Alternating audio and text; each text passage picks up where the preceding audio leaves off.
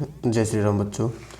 जैसा कि आप इसके जो है स्क्रीन की पे देख रहे हो, CBSE class 10th exam 2025 important chapter wise फॉर्मूले एंड इजी लर्निंग। ठीक है, ये जो है हम इसके अंदर वीडियो के अंदर इम्पोर्टेंट जो फॉर्मूले हैं, ठीक है, ओनली सीबीएसई के लिए नहीं है बच्चे, ये जो है एचपीएससी बोर्ड के लिए और जितने भी ऑल इंडिया के अंदर बोर्ड है 10th क्लास के लिए, सभी के लिए इम्पोर्टेंट फॉर्मूले मैं आपके लिए इस वीडियो में लेके आया हूँ। ठीक है, तो हम चैप्टर स्टार्ट करते हैं फर्स्ट चैप्टर से, रियल नंबर, जिसमें स्टार्टिंग में नेचुरल नंबर के मतलब कि आपको बताया गया है। नेचुरल नंबर 1 से स्टार्ट होते हैं, होल नंबर के बारे में बताया गया है जो 0 से स्टार्ट होते हैं। फिर रैशनल नंबर के बारे में बताया क्या रैशनल नंबर्स होते हैं। फिर रियल नंबर्स के बारे में बताया है। फिर एलसीएम बताया गया है, PQR मतलब 3 नंबर हों, अगर आपको उनका 3 फ्रैक्शन हो चाहे 3 नंबर हों। ठीक है, अगर फ्रैक्शंस का होगा तो आपको निकालना, जैसे इसके अंदर बताया गया है, पहले आप उसका HCF लोगे। ठीक है, ये HCF बताया गया, मतलब अगर आपको 3 नंबर का फ्रैक्शंस का एलसीएम निकालना पड़ जाए तो क्या होता है, तीनों का एलसीएम डिवाइड में HCF। ठीक है, तीनों का एलसीएम फिर डिवाइड में उसकी HCF आगा। अगर HCF फ्रैक्शन का निकालना पड़ जाए तो तीनों का HCF डिवाइड में एलसीएम आता है। ठीक है, और ये इसके अंदर एक प्रूफ बताया गया कि एलसीएम अगर निकालना हो PQR का, तो इसमें बताया गया कि PQR HCF, फिर मल्टीप्लाई में HCF PQ और फिर मल्टीप्लाई में HCF QR। उसके बाद में सेकंड चैप्टर है पॉलिनोमियल्स। ठीक है, पॉलिनोमियल्स में a+b का होल स्क्वायर का फॉर्मूला है, a-b का होल स्क्वायर का फॉर्मूला है, x+a into x+b, a² - b² की फॉर्म दे रखी है, a³ - b³ की फॉर्म दे रखी है, a³ + b³ की फॉर्म दे रखी है, a+b का होल क्यूब दे रखा है, a-b का होल क्यूब दे रखा है। उसके बाद में जो है ये अल्फा एंड बीटा 0 जो क्वाड्रेटिक पॉलिनोमियल है, उसके बाद में जो है अल्फा प्लस बीटा क्या हुआ -b/a और अल्फा बीटा क्या हुआ c/a। ठीक है, ये क्यूबिक पॉलिनोमियल्स के लिए भी कुछ फॉर्मूले बता रखे हैं। ठीक है, कई बार क्वेश्चन पूछ लेता है दोनों बोर्ड्स के अंदर। एक बार हरियाणा बोर्ड के अंदर भी क्वेश्चन पूछे हुए हैं। ठीक है, सीबीएसई के अंदर तो जनरली पूछ लेता है वो। उसके बाद pair of linear equation 2 variables, linear equation 1 variable ax + b = 0 is not equal to 0, a और a and b are real numbers. ठीक है, तो ये जो फॉर्मूले बताए गए आपको सिंपली जनरली फॉर्म में बताए गए हैं। उसके बाद में क्वाड्रेटिक इक्वेशंस आती है, क्वाड्रेटिक इक्वेशंस के अंदर जो है क्वाड्रेटिक फॉर्मूला हमारे पास में, और उसके बाद में नेचर्स ऑफ क्वाड्रेटिक। ठीक है, ये जो है 2 डिस्टिंक्ट इसके अंदर बताए गए हैं। जैसे कि ये जो बताई गई चीज़, ये क्या है, नेचर ऑफ रूट्स है, नेचर ऑफ रूट्स है तीनों। ठीक है, 2 इक्वल रूट्स है, 2 डिस्टिंक्ट रियल रूट्स है, नो रियल रूट्स है, कब होगा, ये सब बताए गए हैं। एक थर्ड चैप्टर के अंदर जो है आप ये देखना, इसके अंदर ये जो है एक ही जो टेबल आती है, इस टेबल के अंदर क्या है कि a1/a2 is not equal to b1/b2। ठीक है, तो ये इंटरसेक्टिंग लाइन होती हैं। ठीक है, और इसके अंदर यूनिक सॉल्यूशन होता है और कंसिस्टेंट लाइन होती है। ठीक है, एक ये याद रखिएगा। दूसरा, अगर दोनों बराबर हो जाए, ठीक है, a1/a2 is equal to b1/b2 और नॉट इक्वल c1/c2, इस केस में पैरेलल लाइंस होती हैं। क्या होती हैं?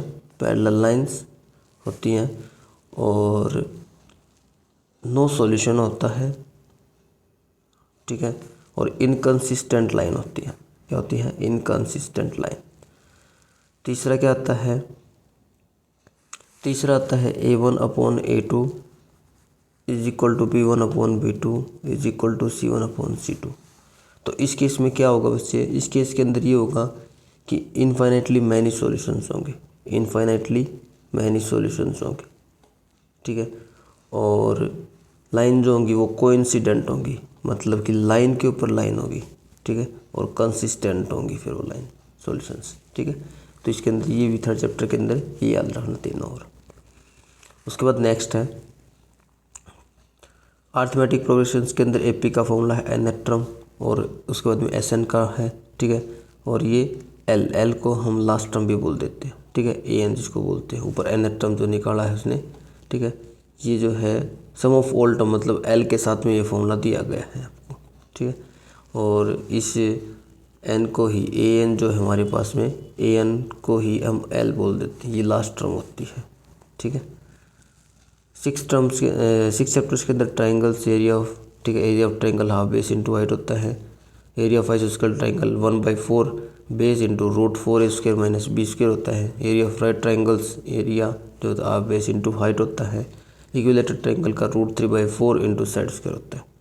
कोऑर्डिनेट ज्योमेट्री के अंदर बताया गया है Px1 y1 x2, तो डिस्टेंस फॉर्मूला बता दी स्टार्टिंग में।